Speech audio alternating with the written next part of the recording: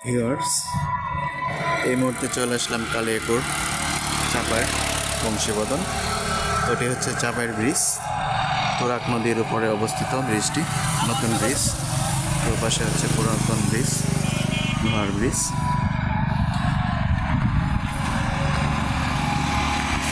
শ্রী শ্রী বংশীবদন মন্দির চাপায়ের। আজকে এখানে লীলা কীর্তন। তো আজকে কীর্তনে যাব।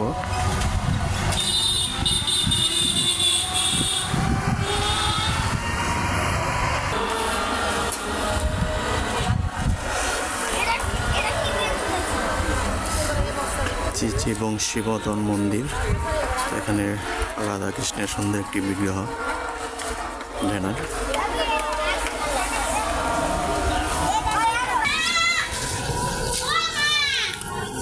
হচ্ছে চাপার পাড়া, শাহপাড়া, পালপাড়া।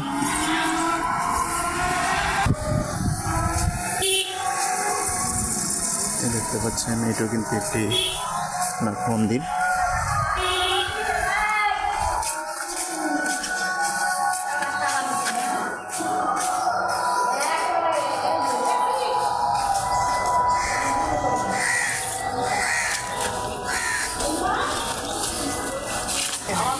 ওখানেও কীর্তন অনুষ্ঠিত হয়। তো এই হচ্ছে শ্রী বংশীবদন মন্দিরে যাওয়ার রাস্তা, চাপায়ের কালিয়াকৈর গাজীপুর।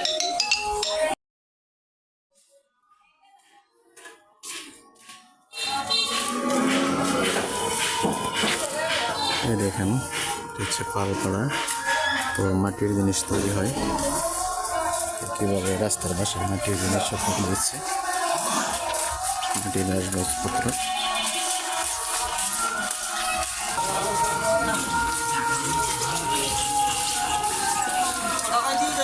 আমরা চলে এসেছি প্রায় মন্দিরের কাছাকাছি।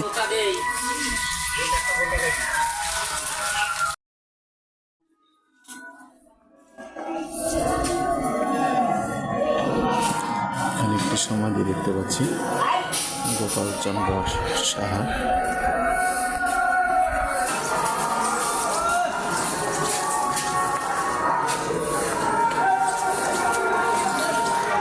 তো এখানে কিন্তু অনেক ঘনবসতি, পালপাড়াটা প্রচুর ঘর বাড়ি রয়েছে, চেপা চাপা কিন্তু ঘর বাড়ি।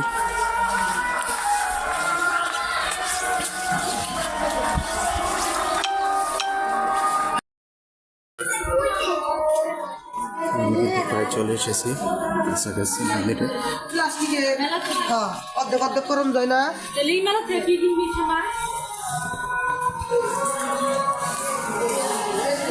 অনেক ভক্তবৃন্দ কিন্তু কীর্তন থেকে চলে যাচ্ছে। অনেক চাপা কিন্তু রাস্তাটা, ওটাই চাপা, আঁকা বাঁকা রাস্তা। দেখেন কি পরিমাণের চড়, আসলে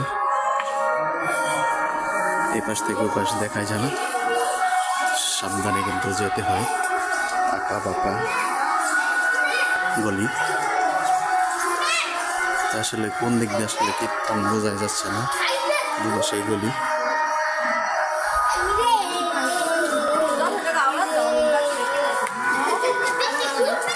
মনে হচ্ছে এটাই হবে। তো আমরা চলে এসেছি প্রায়।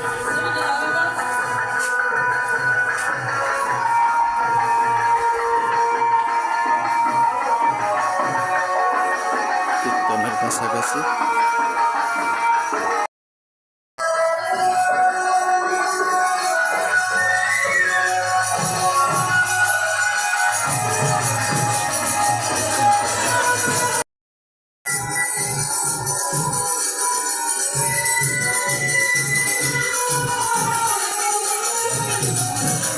এটি হচ্ছে প্রণামী বাক্স, এখানে যার ইচ্ছা যে যা পারে দান করতে পারে এখানে।